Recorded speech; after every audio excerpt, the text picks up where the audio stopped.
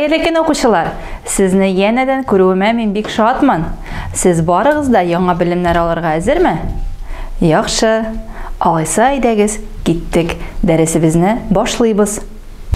Укучылар, без сезнең белән әкренләп Россиянең табигый зоналары белән инде танышып киләбез. Сез инде Арктик чүлләр, тундра, урман зонасы белән таныш. Һәм бүген дәресебездә тагын бер үзенчәлекле, бик кызыклы зона белән танышып үтәрбез. Бу зонаны белер өчен сезгә ребус шишәргә кирәк булыр.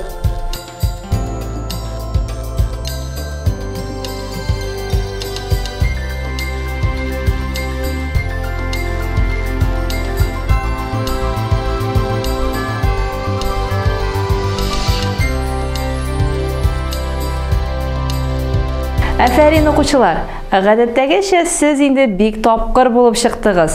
Бик дөрес. Бүгенге дәресебезнең темасы иркен далада дип атала.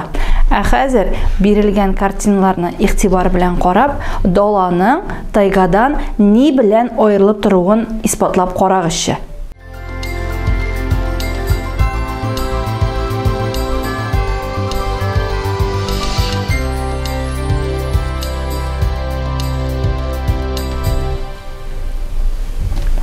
Әгәр дә инде сез видеоны туктатып яхшылап караган булсагыз, далада бөтенләй дә агачларның булмавын күрерсез. Әйе, бик дөрес укучылар. Дала зонасы безнең урман зонасыннан агачлар булмавы белән аерылып тора. Шуңа күрә әле даланы үсемлекләр патшалыгы дип тә атыйлар. Әйдәгез, хәзер иң беренче даланың терек булмаган табигаты белән танышып китик әле. Бу зонада бик җылы, озын коры җәй. Яш кына эссе коры җилләр исә.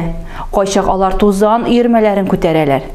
Биредә яңгыр сирәк күренеш, ләкин яуса коеп ява. Коеп яуган яңгыр тиз туктый һәм су туфракка сеңәргә өлгермичә ташкын булып инкүлекләргә агып төшә.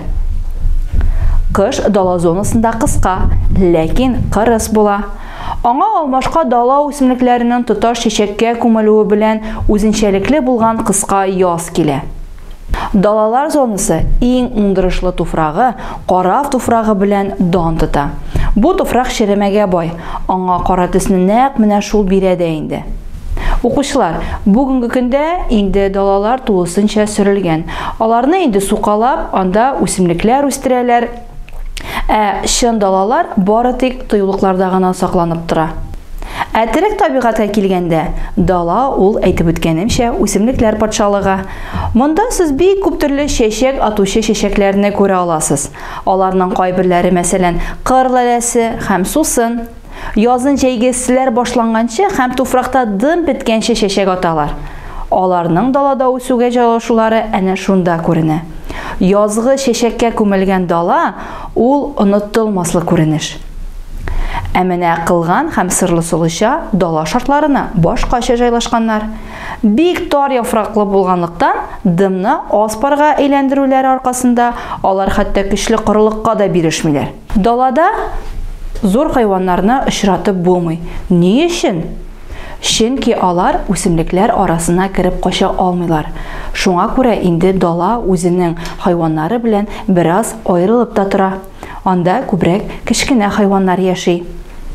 Дала зонасында кимерүчеләр, йомраннар, әрләннәр, сайгакларны очратырга була. Кимерүчеләр белән ерткыч кошлар һәм җәнлекләр тукланалар. Бик зур, канат колашы 2 метрга кадәр җиткән ерткыч кош дала бөркете, табигатның чын күрке.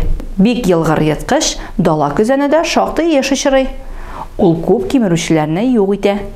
Дала зонасында сөйрәлүчеләр дә яши. Кәлтәләр, бөҗәкләр белән, дала кара еланы кимерүчеләр белән туклана. Укучылар, әйдәгез, хәзер барыбыз бергә уйлап карыйк әле.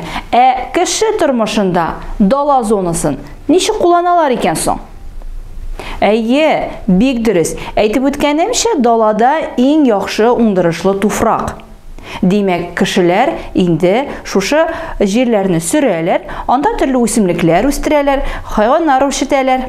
Шулай да кызганычка каршы, менә шушы чиксез җирләрне сөрү, браконьерлык, хайваннарны аулау, экологик проблемалар китереп чыгара.